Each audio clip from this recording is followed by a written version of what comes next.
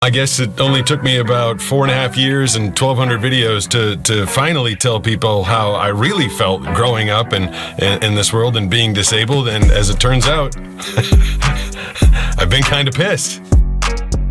My name is Pete Gustin. We're going to talk a little bit behind the music of the song that I just released called Underestimate Me. Why did I write the song? It's a good question, because I mean, honestly, I had no intentions of becoming another white rapper. It was not on the radar at all, whatsoever. I was perfectly happy just doing the videos, the shorts and the reels and everything that I was putting up, and it was nowhere on my radar that I was going to do a song. I'd been in a band a long time ago, and it was more like an electro rock band, and this is clearly hip-hop. I guess it started a long time ago, maybe 2 years ago. I did one of those apps that tells you what celebrity you look like, and this celebrity actually gave me a rather surprising answer. I did it, but hold on. I don't know what it says. You look 99% like. I look 99% like... Tech 9. Tech 9? That was kind of funny for me because I knew Tech 9. I'd been listening to Tech 9. I actually love hip-hop music. It's what I listen to now all the time. And I've been a big admirer of these guys that can just rap so fast and clearly and concisely. And it's a crazy skill. I mean, as a voice actor, I do a lot of very slow stuff, movie trailers in theaters this Friday, slow stuff. Or sometimes I'm not the disclaimer guy, but a lot of times I'll just get a lot of copy and I'll have to smush it into a small piece or a small window. So I've done that in the past, but what these guys do is incredible. So I actually decided to test the way that I work with doing voiceovers, and that's I normally grab this earpiece and I put it in my ear and I listen to text to speech, and that's how I do voice acting. So I was wondering if I could actually go as fast as these guys, and I was listening to their songs or try to listen to their songs and see if I could say it back. I started with Tech 9's Like I Ain't. Hey, like I ain't done 1, 2, 3, Pac. Like I ain't finna bust my homeboy and make a fucking beat drop, busting the cap in the whack when I'm rapping, really trusting the fact that I'm back and I'm slapping the industry for ducking the cat when he rap with the passion. When this piece I crush in a fashion, like I ain't ever ate in this game, like I ain't never seen to have me some big things, like I ain't been around the world with so many different girls and kinky parties that it could lift the spirit of Rick James, like I ain't a fixture, never knew Twister, never did music for the Alpha Dog picture, like I never script a pledge in the scripture, had a hit song about my own liquor mixture, do it like I wasn't the starter, that wasn't the Carter, wasn't an art of my cousin the water, nothing was butter, we're busting and touching the heart of people that's loving the heart of stuff and no charted. I did Tech 9's Like I Ain't, felt like that was pretty good, came out pretty good, and then people challenged me to do an Eminem song. They said he's a really fast rapper, so I went with Rap God.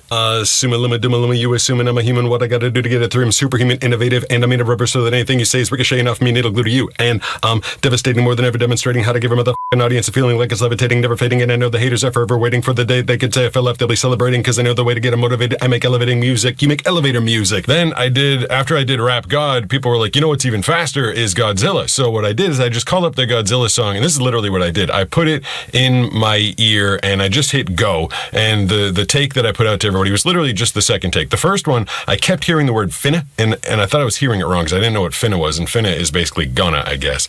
But that was this is actually just my second take, just listening to him and repeating it back. Fill him with the venom, eliminate him. In other words, I made him. I don't want to hurt him, but I did him in a fit of rage. I'm murdering again. Nobody will evade him. Finna kill him. I'm dumping the bodies in a lake, obliterating everything, incinerate or renegade. I'm here to make anybody who wanted with the pen afraid, but nobody who wanted it, they're gonna get it anyway, because I'm beginning to feel like I'm mentally ill. I'm a killer be killed. I'm a killer bee, the vanilla gorilla, bringing the killer within me out of me. You don't want to be the enemy of the demon who went in me and be on the receiving end of me. What stupidity will be? Every bit of me is the epitome of a spitter. When I'm in the vicinity, motherfucker, you better duck, you finna be dead. You running me 100%. He was at 50% of me. I'm about to fucking finish you. I'm unfadable. You want a battle? I'm unavailable. I'm blowing up like an inflatable. I'm undebatable. I'm unavoidable. I'm inedible. I'm in the toilet bowl. I got a trailer full of money and I'm paid in full. I'm not afraid to play. So I felt like I had an ability to go pretty quick, and a lot of people were saying, "Yeah, that's pretty cool. Didn't know you could do that." And I was like, "I didn't know I could do that either."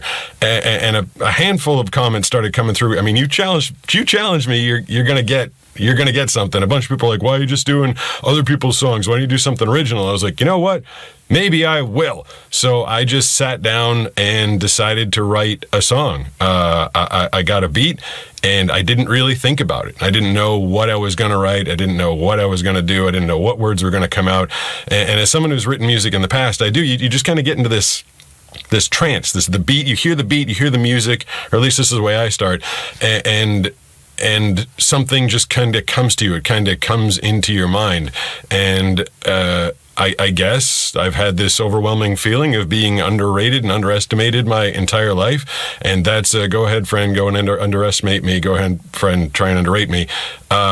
Just kind of popped into my head as I was listening to the music.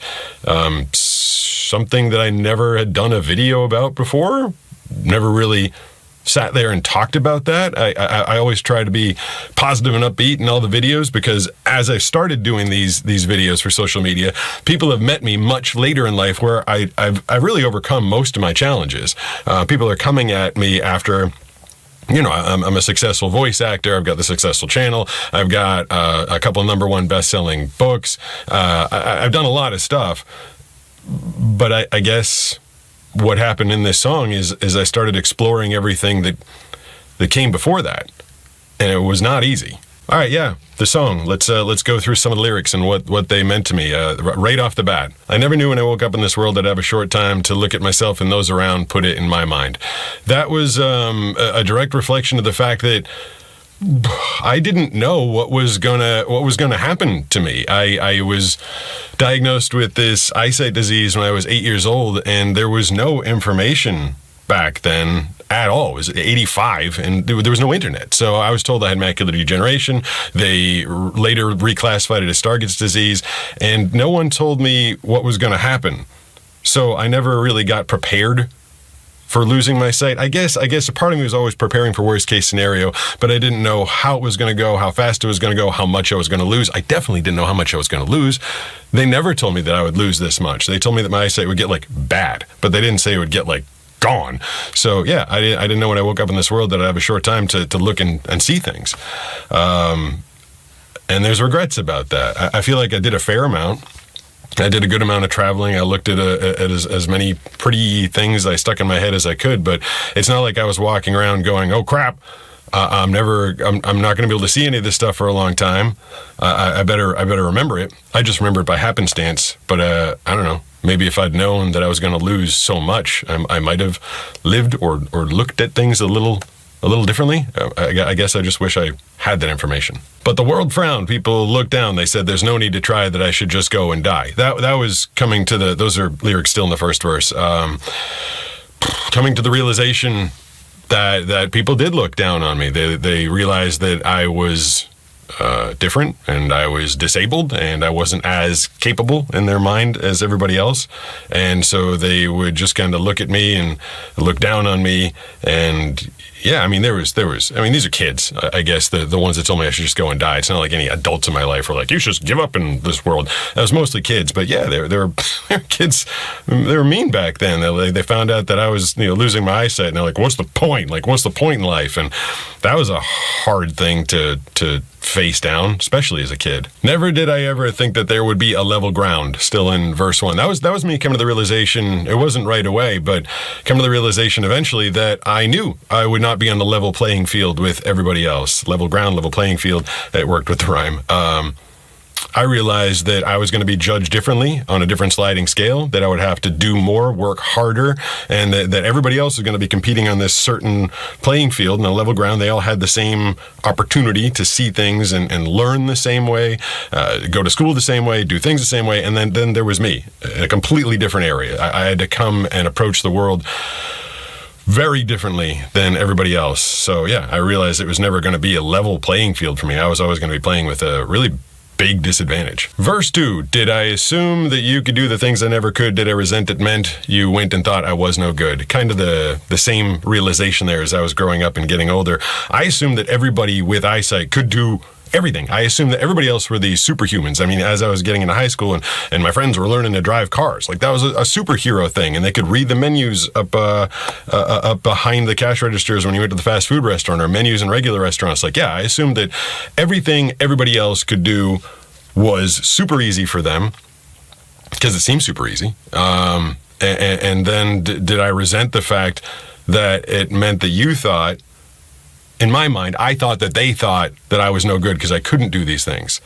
I felt like I was always constantly having to prove myself because all my friends and everybody I knew could just naturally do all these amazing things like look, see, drive, read, function much more easily in the world. And I assumed that they would look at me and like, this poor guy, he can't do anything. And they'd be looking down on me. So I was feeling that for a large portion of my life. You don't take advantage of the things you are granted. You hold your hand out and you accept what you're handed. Another verse or another lyric in verse 2. This is where I'm kind of, it kind of turns into a diss track a little bit. And instead of dissing, like, rappers go at each other, I'm dissing like the world or basically everybody who looked at me or looked down at me or tried to make me not believe in myself or who didn't believe in me. I'm looking at them. I'm like, you've been granted this huge gift, this huge advantage, which you don't even realize. You have eyesight, and so much is going to be so much easier for you. And you hold your hand out and you accept what you're handed. This is a direct diss at the people that never really push themselves. They just they got their eyesight, they got their their education, whatever they had, and they were like, oh, that's good. I'll take in return whatever naturally comes. I guess people that never strove for more in my life kind of bummed me out just because it was so hard for me just to do the basic stuff, just to get up in the morning and find stuff and feed myself and get to work. Like, I have to do 85 hard things before noon, and most people I know, their lives are simple in comparison.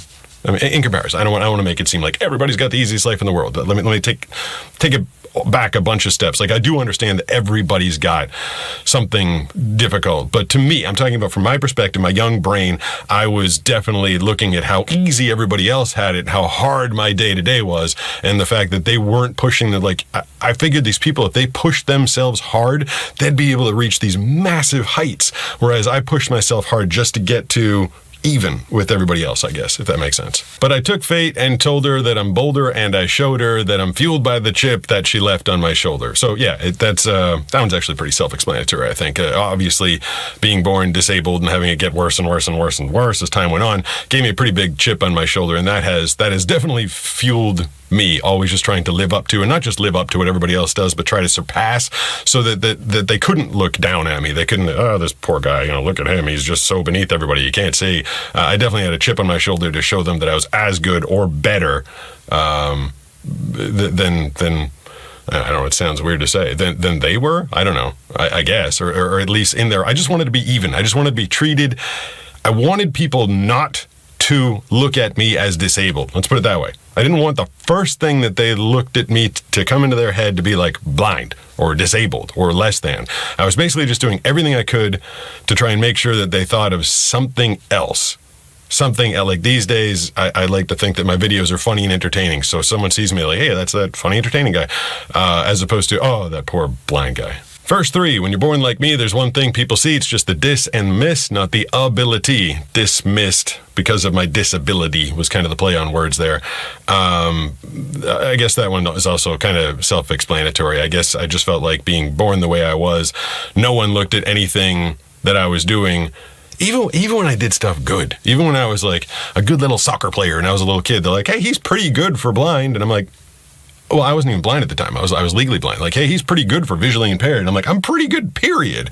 Or when I became like a championship sailor, I was a competitive sailor, and people are like, hey, he's pretty good considering he can't see that much. I'm like, no, I'm pretty good, period. I win a lot. And it was just, I got dismissed because of my disability a lot. Always. I felt like I was always being looked at on this weird scale, just because it was just hard to get people to look at anything other than the fact that I had this disability. I didn't know where I would go and how I'd live. I didn't know the extra effort I would always have to give. That's, coming to the realization that as I was going through school and getting ready to go to college and graduate, like I didn't know what I'd be able to do as a person with my extraordinarily limited eyesight, my disability, getting out into the world, getting out of the school system. How would I get a job? How would I function? And I didn't know the extra effort I would have to give. I guessed. I always thought that life would be a little bit harder for me. I'd have to give a little bit more, do a little bit more. But oh boy, I did not understand how much more, how hard how every single moment of every day was going to be extra effort given just to maintain a level, because I've always worked in and functioned in and tried to live in the sighted world. I didn't go to a blind school. I didn't know a lot of blind people. I've functioned in the sighted world and done so by just working a lot just to keep up and do the basics. At the very end, it don't really matter what's better. We all got a thing better than the Mad Hatter. It is basically at the very end, I started to look back a little bit. Most of the writing was just raw. Just, this is how I feel. This is what's been coming out. But at the very end there in that speed verse, if anybody ever could understand or looked at the words, what I said, what I was saying was, everybody's got something bad. I do feel like I've come to realize, and this has helped me a lot in my own acceptance of my own life, is everybody's got something. I looked at the world constantly as I'm the only one. I'm the only disabled person, because I was the only blind person, the only visually impaired person for my whole life. None of my friends, none of my family, nobody. But as I grew up and as I got older, I realized that everybody's got something. It doesn't matter what's bad or what's badder. Like, everybody's got a thing. And when you sit around and compare, like, I've lost my eyesight, and they're like, well, I have ADD. I lost my eyesight, and they're like, my brother died from a drug addiction. And it doesn't matter what's bad or what's badder. We all got a thing better than a Mad Hatter, but something that's, pretty crazy. We all deal with something crazy in our life. So yeah, the very end, in the speedy section there, I finally was admitting that everybody's got something, but I just subjected you to what my something was and how I've dealt with it and coped with it and ended up expressing it in this song. Why was I afraid what my fans would think when I released this song? I was afraid to be this vulnerable, for one, but also let me speak to, I talked a lot about my emotions and how I felt there in that last section. So let me speak to why I was afraid to put the video out in general, because YouTube and social media, they like you to skate your lane, like you to do this one thing. And people subscribe to The Blind Surfer, me, because I'm positive, I'm inspirational, and I provide funny and entertaining videos. And then all of a sudden I come out with a music video. One, they're like, what? I didn't sign up for a music video. And two, it was so raw and emotional, and I was sharing so much. I didn't want the people to be like, wait, I thought you were the happy, positive guy that overcame everything. Like, I am, but I guess there was more to that story, and I just wasn't sure if the algorithm or the people were ready to hear that. This might be kind of a weird, I guess I'll make the comparison anyway. It's just because she didn't come out great in the eyes of the people. But Ellen DeGeneres, when she got, her whole thing happened, she fostered a mean work environment. She was rude to people in the workplace, and then lost her show and got kicked down pretty hard in the world of Hollywood. But she said a little something in April of 2024 this year that kind of resonated with me. She said that she felt like she'd become a one-dimensional character. She was just the woman who danced upstairs and gave things away. And I've started to feel that way a little bit with the social media. I love the freedom that I've chosen to have in the channel. I feel like I spread my lane a little wider than some other content creators. One day it'll be a surfing video, the next day I'm talking about voiceovers, the next day just something funny that happened. I try and do a bunch of different things so people don't exactly know what's coming their way, but I was afraid, like Ellen said, she felt like she'd become a one-dimensional character. I didn't want to be the guy who just, everything's great, everything's positive, everything's awesome, like it mostly is. Like, I live a pretty great life right now, but I didn't want people who are struggling to think that life was just the positivity, life was just overcoming. And that sounds weird, right? Like, it's like, why don't you want people to think that life's just good? Because it's not, and that's the reality. And that's why I felt like it was kind of important. After I heard this song, a part of me was like, ooh, I can't release that. That's off-brand for Blind Surfer. That's off-brand for Pete Gustin. But then I was like, you know what? I think I do have to release it because I want them to understand everything that I had to go through. But yeah, I was I was kind of scared. I was kind of scared to put it out there because I didn't want people to be like, oh, I thought everything was perfect for you. The video. Now, we're filming this thing before the video came out, so I have no idea how it's going to be perceived. My first instinct as what we were going to do for the video was the one we went for. The second one, I thought it would be kind of cool to just grab my cane and start walking through really crowded areas, because the song is a lot about how people look at me and how they view me, and I thought it'd be kind of cool to just walk through these crowded areas of San Diego and have people like looking at me and hopefully jumping out of the way. But then I got kind of nervous that maybe people wouldn't view me at all, or that just completely, it wasn't going to be totally organic because there were going to be cameras. I I thought a little better of that. I wasn't sure how that was going to come out. And because the lyrics were so hard on like how hard life was and how much I had to go through and how difficult it was and what people were thinking of me, I was trying to visually contrast, or I wanted, the video, once it came together, to visually contrast. I'm telling you how difficult it's all been, but look at all the stuff I've done. That's why I wanted to go through we started on video, not 1, because I didn't do much in 1. I think we started in video 3 and went all the way through one that we did like maybe a month ago. So it was 4 years and 8 months of videos that we went through to pull all these highlights, because I wanted people to, and then I need them to, when they're watching it, don't just be like, oh, guy skimboarding, guy skateboarding, guy rock climbing, guy surfing. Like, remember, guy that can't see doing all this stuff. That's why I want you to hear the lyrics and hear how hard it's been and my life and the struggle. But when you're watching the video, look and be like, but there's still life. When he's willing to, and I said, like, let's put the falls in, let's put the wipeouts. Like, I asked for a lot of wipeouts because just the willingness to try. I mean, yeah, there's scenes where I skateboarded forever and never fell down, but I was like, let's put the one in where I like wipe out in the drainage gully, like hit the ground pretty hard, just because I was willing to try, and that's the thing about losing your eyesight or becoming disabled in any way.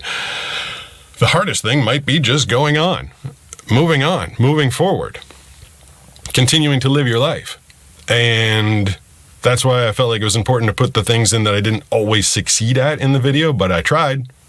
I fought through this scary disability, and I decided to keep living my life, and that's what I wanted to show in the video. Oh, the speed record. I didn't even, and someone's probably going to correct me here, but like math-wise, I did 86 words in 9.8 seconds, which ends up being about 8.7 words per second. That's in that last verse. 8.7 words per second, I think.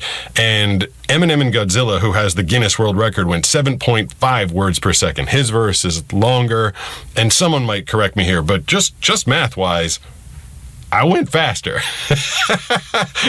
There were more words per second what I was saying than Eminem has done in his Guinness World Record thing. But the Guinness World Record is for fastest rap in a hit single, which, there's probably a ton of people out there who have done songs as fast as mine, probably even more people that have done even faster. But none of us qualified because we're not in a hit single. Now, if everybody watching this goes and watches the video and tells everybody to watch it 10 more times and go to all the streaming platforms, like, maybe I'll get a hit single and maybe I'll qualify for that, and maybe someone will still be like, yeah, but Eminem was faster because he did more words or something. But mathematically, it was pretty damn fast at the end, and it was hard. I wrote it, and then I realized how quickly I had to say it, and it was not a first time through. Like, I had to practice that verse like quite a few times before I got it.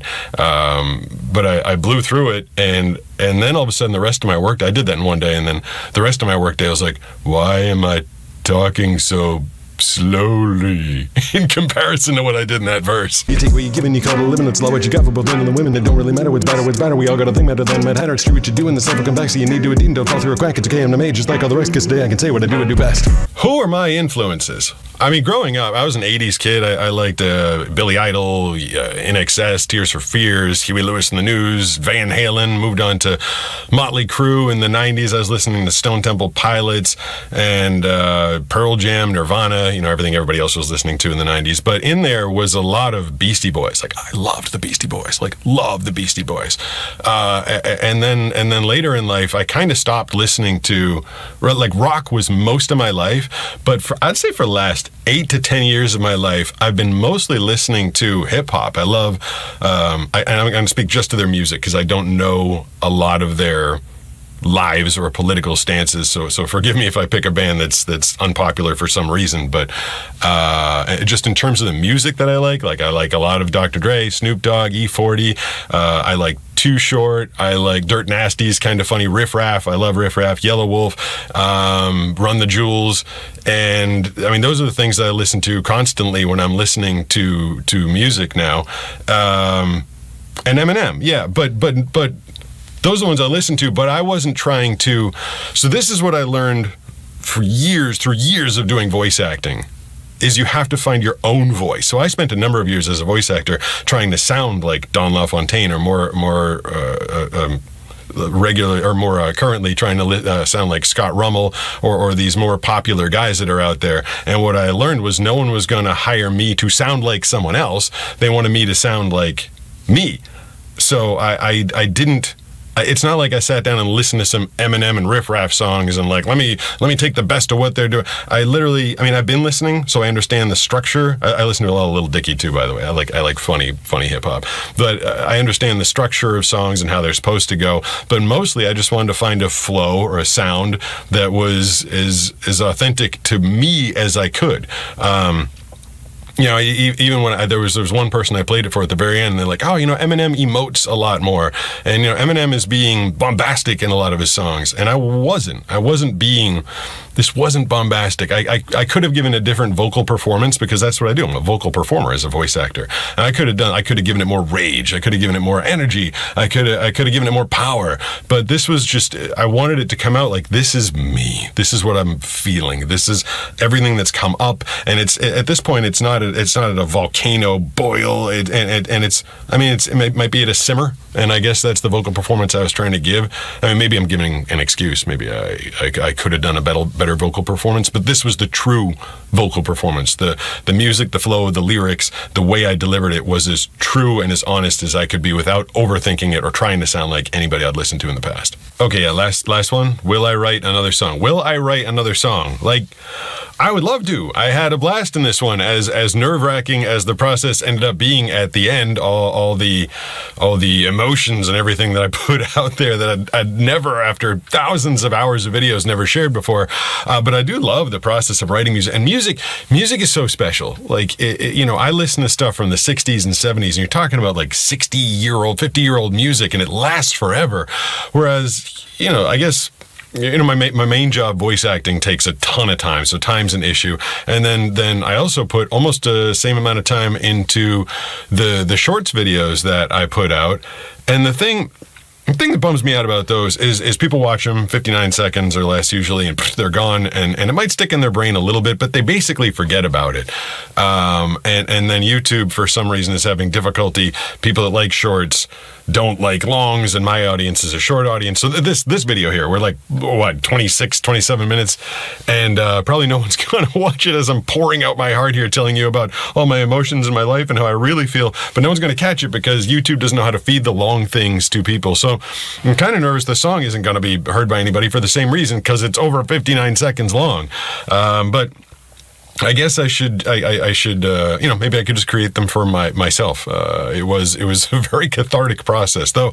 I mean, did I invent like a new genre of rap, like inspirational rap, going to your psychiatrist rap? I feel like is what I did in this song, just unburdening myself. But you know what? I don't think if I were to do another one, I don't know what would happen. I'd have to hear a good beat. That's how it starts for me. I hear the beat.